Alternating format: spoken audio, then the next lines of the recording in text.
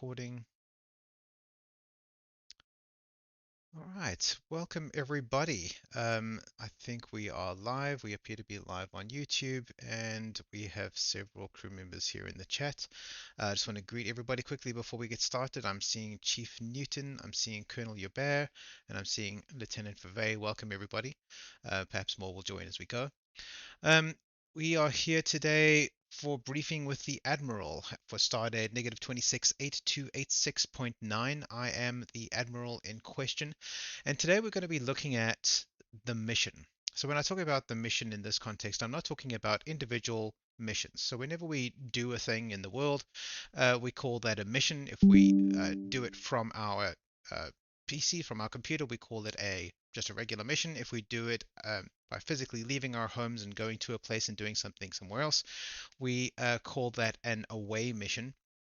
But those are all of our respective missions. But those are not the missions that we're talking about today. All of those missions all sort of combine and form part of the mission, which is one big overarching mission that kind of governs everything that we do.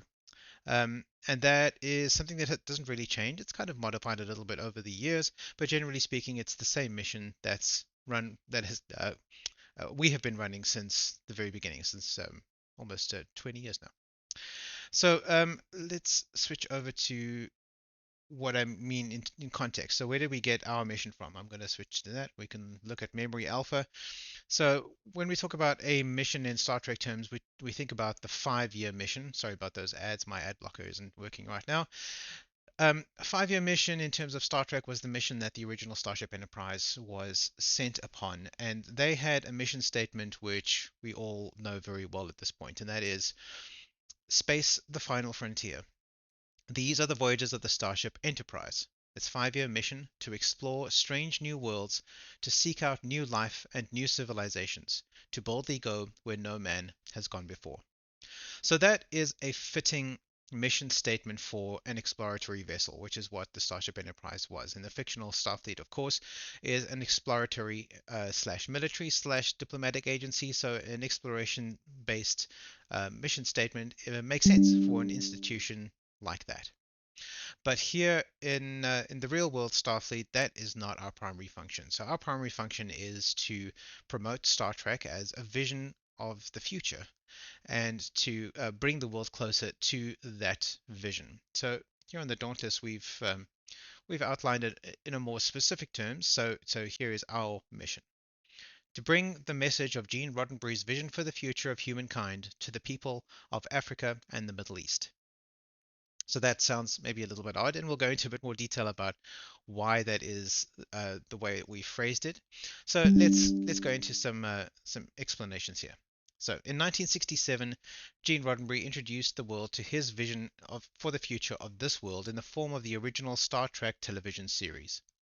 Building on that success, the Star Trek idea has expanded into 10 additional television series and 13 feature films so far, and more will continue to be made for the foreseeable future. Is it still 10? That might be out of date. Sounds about right. Roddenberry envisioned a world where violence, poverty, disease, and crime had been eliminated, and all walks of human life lived together in peaceful equality. In this world, science and technology, coupled with grand civil liberties and accountability of the state, have created a world of abundance, peace, and prosperity for all. This, of course, here on the side is a picture of Gene Roddenberry. I just want to make sure that I've there we go. I can see what's happening. That's a little bit better. All right. Yeah, so this is a picture of Gene Roddenberry. That happens to be him standing at was it the Johnson Space Flight Center? Might have been Cape Canaveral, one of those facilities where NASA was unveiling the Space Shuttle Enterprise in 1976. It was, of course, named after the USS Enterprise in Star Trek. We've got a bit of life imitating art there, which is very cool. And I like that picture of Gene Roddenberry. It's great. Gene Roddenberry, we sometimes refer to as the great bird of the galaxy, but that's not really relevant here. So, in other words, he envisioned a world where all of the major problems that we face now, or rather then, but I think we still face most of those problems now, have largely gone away. Humanity has evolved past um, the, the place where those kinds of issues are affecting them. So things like violence, poverty, disease, and crime, those are all gone. Social and economic change on Earth has resulted in the pressures that created those kinds of negative situations largely evaporating. So those problems have pretty much gone away. All walks of human life live together in peaceful equality. So things like racism and sexism and that kind of discrimination against each other has also largely gone away. That Star Trek goes into quite a lot of detail about how that has happened over time. Um, and that's a beautiful vision for the future. It's also a world where science and technology, so science and technology being very important here. We'll go into a bit more detail about why that's relevant later, coupled with grand civil liberties and the accountability of the state. So when we were crafting this, we deliberately decided to not use the word democracy to describe accountability of the state, because actually, in terms of, so I'm getting into the weeds here about Star Trek. We don't actually know that the United Federation of Planets is a democratic state. We don't know that for a fact. It may be one. It certainly has some of the trappings of democracy, but we've never seen an election. We've never seen anything like that take place. But what we can see is that the state, which is in that case the United Federation of Planets, is definitely accountable to its citizens. It answers to its citizens in a way that is probably even better than the way most even Western nations do today. So, however they've managed to arrange that setup, whether it's through democratic means or some other way, accountability of the state seems to be a key component to this future world. I've created a world of abundance, peace, and prosperity for all. Now, there are other elements here that we left out. We're talking about sort of social and economic reform that we didn't include in this, and I think those are relevant and a worthwhile discussion to have. I've actually put out videos on this channel in the past talking about the economics of the Star Trek future. Um, oh dear, something's happened.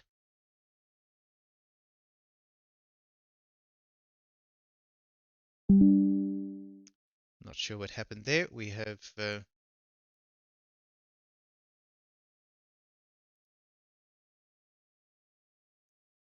sorry about that. I think we lost our connection there for a moment. Um, There we go. I think we're back up and running again. Sorry about that, everybody.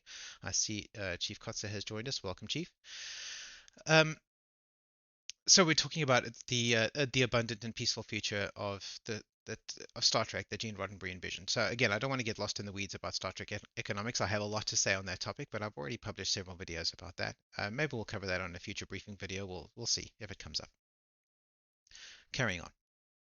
Starfleet, the International Star Trek Fan Association Incorporated, is a worldwide group of people interested in promoting this idea of peace and harmony by sharing the message of Star Trek with the world. In the area designated Region 8, the USS Dauntless is the vanguard of that mission, and so we are tasked with establishing and growing our presence here and throughout Africa and the Middle East. All right, so here we're getting to this Africa and the Middle East thing, and what does Region 8 mean? So Starfleet International, being a worldwide organization, has found it easier to divide the world up into several regions. Several, I mean 20. There are specifically 20 delineated regions in the world. Not all regions currently have chapters in them. The region that we are based in here in Cape Town, South Africa, we form part of Region 8. Region 8 includes Africa and the Middle East. I don't have the list of countries in front of me, but that doesn't really matter. Africa and the Middle East, if you think about those two regions, you've pretty much got the idea of Region 8 in your mind. Um, when I say that we are the vanguard of Region 8, what I mean is, well, that's relevant in two ways. The first way is that the USS Dauntless was the very first chapter in Region 8. So when the Dauntless first launched in Region 2 back in 2004, I believe it was, that was under the command of Tom Donahoe. It then transferred to the command of Kim Donahoe. And then when it transferred to my command in 2007, I was not living in Region 2. Region 2 is in the United States. Because I wasn't living in Region 2, the Dauntless transferred to my local area, which was at the time Johannesburg, South Africa. I've since moved to Cape Town, and the Dauntless came with me. Um, so that was when Region 8 was activated. At that time, there were no other active regions in Region 8, so no other active chapters in Region 8. So the Dauntless, being the first chapter in the region, became the very first chapter in the region. It was also currently the flagship of Region 8. What that means is that in addition to being the commanding officer of the USS Dauntless, I'm also currently serving as the regional coordinator for Region 8. which means that I am responsible for acting as the communication layer, as it were, between all of the chapters of Region 8 and the broader umbrella of Starfleet International. I represent the region in the Admiralty Board, which is the board of directors of Starfleet International, and I'm involved in coordinating things at a regional level, hence the title Regional Coordinator. I'm actually up for election again soon, so that might change soon. We'll see how that turns out. But as of the date of recording, I'm still the Regional Coordinator for Region 8. So, in two different ways, the Dauntless is the vanguard of that mission. And we are tasked with establishing and growing our presence here and throughout Africa and the Middle East. Here, of course, being in Cape Town, South Africa, which is where we are based. To this end, we have a number of directives and goals which we pursue. Among them are the following. These are put in more or less in order of importance. I think maybe if we were to rank them in terms of importance, we might want to put standing order number 2 ahead of standing order number 1. But we have 5 standing orders here, and orders 3, 4, and 5 are definitely subordinate to the first two. So let's go through them one by one. Standing order number 1, to promote Star Trek to our friends, families, and the people around us. We, of course, are here because we believe that Star Trek depicts a vision of the future that is desirable and something that we would want to move towards. And an easy way, or a simple way perhaps, of demonstrating that to people that we know is by introducing them to Star Trek. If they haven't already seen it, we can talk to them about it. We can show them some episodes, find other people who are already interested in Star Trek, and engage them in conversation about it, so that we can spread this message of this beautiful future that Gene Roddenberry envisioned. And we've got some sub points here about ways in which we can do that. So one of those is to promote and represent Star Trek online and in person. So that, once again, that means talking to people about Star Trek, whether it's colleagues, co-workers, friends, family members, that kind of thing. Maybe even going out in person and visiting conventions, that kind of thing, talking about Star Trek there. Or online. There are plenty of online spaces that are devoted to Star Trek or to other kinds of fandoms that are tangential to Star Trek. And by representing Star Trek in those places, we are spreading that message. Another way we can do that is Star Trek gaming. There are gratifyingly a great many Star Trek games available, many of which are even online and have built-in communities. By playing those games, we can immerse ourselves in the Star Trek universe and have a lot of fun. By demonstrating that we're having that fun to other people, they might get a little bit of FOMO, a little bit of fear of missing out, and might wish to join us in those games. And that's a good way of promoting that to other people. Star Trek viewing events. This is quite important whenever there is especially new Star Trek coming out, which luckily there is a fair amount of that at the moment. It's important that we gather and watch that together. That's an important part of our community building aspect, so that whenever there is new Star Trek, we are sharing in that Star Trek. So having events around that is quite important. We have whenever there's a new episode out on any given week, we will have a watch party here on the Dauntless in this very channel. In fact, in the screening room that's available to all active duty personnel, where we will watch as that week's episode together, and we will discuss it in real time. On the rare occasion, it's increasingly rare these days when we get a new Star Trek feature film out in theaters, we will have an away mission where we will visit a local theater together and we will go and see that and discuss it and share it with other people, share our joy with other people in the theater. The next one is represent Star Trek and Starfleet at public events. So I mentioned earlier, going to things like conventions. That's quite important. Conventions matter because it's a platform where we have like-minded people who are interested in things like Star Trek. They might already be interested in Star Trek, and if we go physically and represent the Star Trek interest in those places, that has almost a built-in audience. We're set up to succeed. And the way we can do that is things like getting in our uniforms, maybe in cosplay, going and engaging in Star Trek themed activities at those events. For example, next month here in Cape Town, we have Comic Con Cape Town, where I believe we will be having a Star Trek fan meetup. I will be attending. I'll be going there in my uniform. I'm going to have several members of my away team with us, and we're going to be engaging with these other Star Trek fans who perhaps have not even heard of Starfleet yet on that topic, and perhaps we can get some recruits on board from that. That would be very exciting. Oh dear, we seem to have lost our connection again. Hang on a second. Let's see what's going to happen. All right, sorry about that, everybody. Seem to be having ongoing connection issues today, so let's hope that this resolves itself in a moment. I'm just going to hang 10 for a moment while we get back online. Okay, there we go. All right. Get the OBS going again. Okay, sorry about that, everybody. It looks like we are back online again after that. I'm not sure why we're having connection issues today, but here we are. We're going again. All right, so where were we? We're about to move on to standing order number 2. Now, again, I think that this might be the most important part of our mission, and that is to encourage initiatives to help bring about the future envisioned in Star Trek. So this brings us back to the sort of the philosophical underpinning of that Star Trek future that Gene Roddenberry envisioned, which is the philosophical concept of let me help, as opposed to the modern day philosophical underpinning of what's in it for me. If we can dispense with self-interest and instead focus on what we can do to help other people, that will have a knock-on effect of helping us through a principle called reciprocal altruism. We help other people, we will be helped. A rising tide lifts all boats, and that kind of thing. So the ways that we can do that are to help people who need help. The principal way in which we do that is through our blood donation missions. Yeah, I'm seeing some connection issues again. We might be losing our signal in a moment, but let's keep going and see what happens. Um, so helping people who need help through blood donation missions is very important. So we've determined that donating blood is the single most efficient thing that you can do in order to save another person's life. If you're not a medical practitioner or if you don't have unlimited financial resources, you can save a person's life by donating a unit of blood. In fact, a single unit of blood can potentially save 3 different people's lives because it gets split into 3 different products. Each product can possibly save somebody else's life.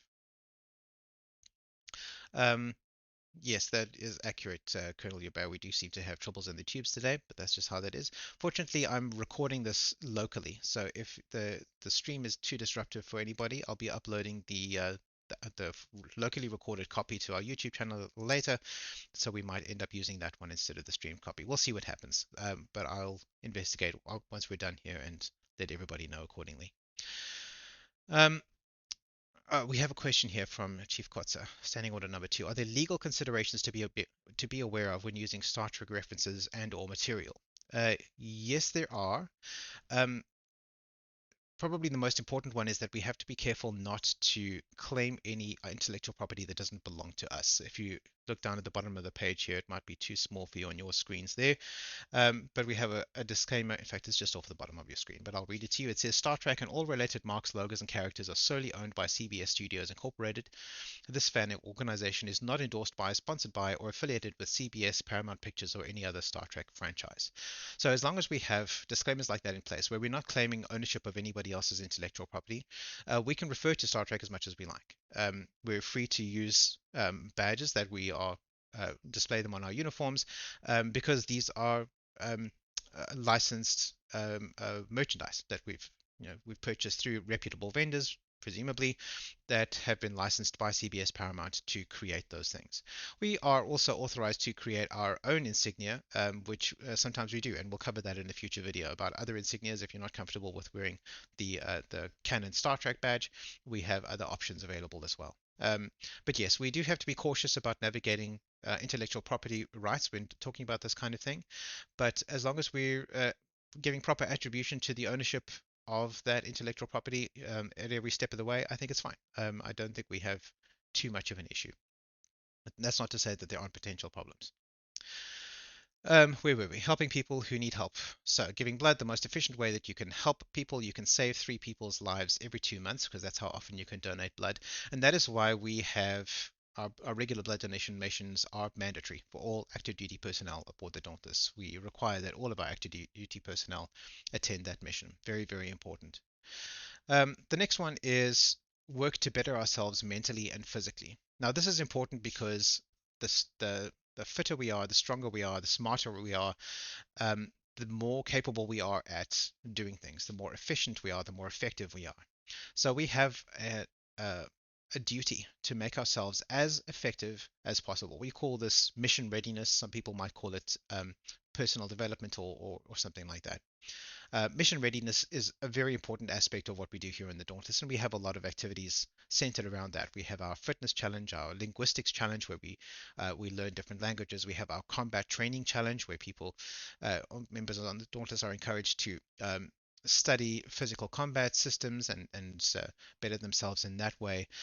We have academy course challenges every month as well. So if you're completing academy courses, then that racks up recognition from within the Dauntless as well as from the Academy itself. Starfleet Academy is another division of Starfleet. We'll cover that in more detail when I do another video about Starfleet itself. But suffice to say, we have a number of initiatives here on the Dauntless in which we promote self-improvement and betterment. Next is moving on to promote science and critical thinking education. So when I spoke about science and technology being the one of the key components that brings about this Star Trek future, science and critical thinking education is essential for that kind of thing. If people are not being taught how to do science or how to think critically about things, then all the scientific progress that we as a society have gained at this point, that we are able to leverage in the creation of internet content and things like that, all of that could potentially be in jeopardy. So we have to make sure that people around us are being educated appropriately in those ways. It's non-trivially challenging to do that in a way that is not condescending, especially when we're dealing with adults, which is principally what we do here in the Dauntless. We're not typically involved with children. We're talking to other adults. So we have to be careful about how we navigate that kind of thing, but it doesn't mean it's impossible, and engage in some initiatives around that. We also encourage robust discussion about social issues. This has been less of an issue more recently, where we've typically, as a theme, sort of shied away from engaging in those kinds of robust discussions. But at some point, once we've shored up our activities, especially in these first 2 points, then we can spend a bit more time focusing on the second two. That's not to say that they're not important, just that our areas of focus, we have limited resources, and we have to distribute them accordingly. And as I mentioned, these are listed more or less in order of importance. Helping people who need help is our most urgent and important mission that we can engage in. The next standing order is standing order number 3, which is increase the membership of the USS Dauntless. Our philosophy around this has always been to recruit passively.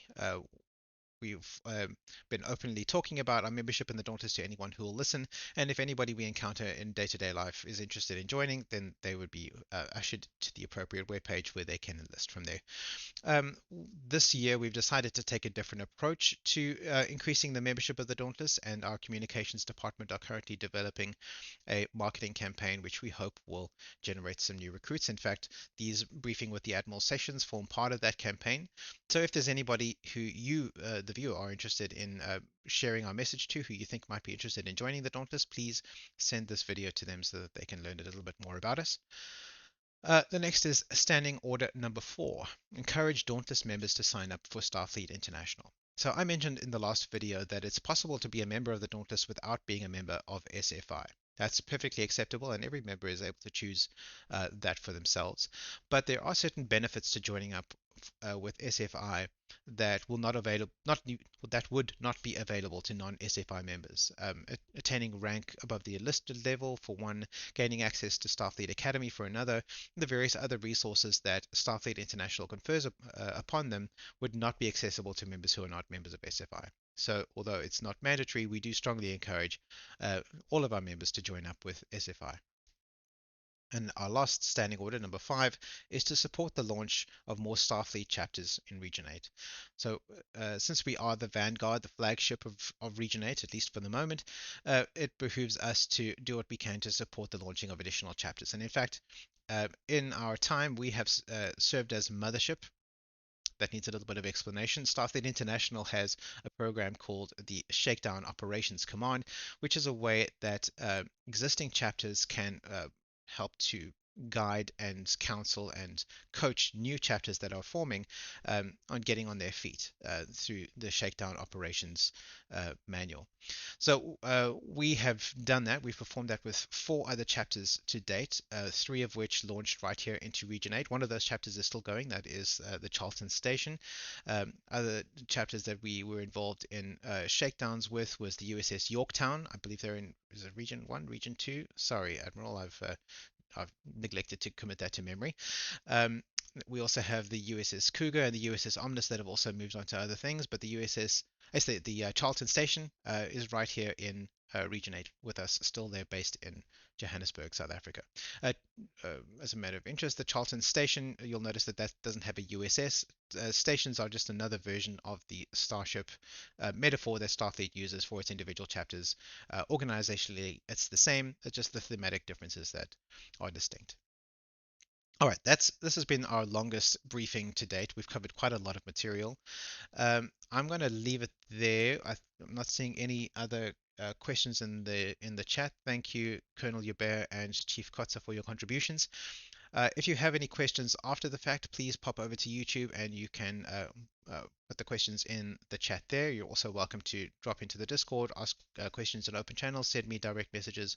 All of that is fine. Please like, share, and subscribe so that we can get this message out to as many people as possible.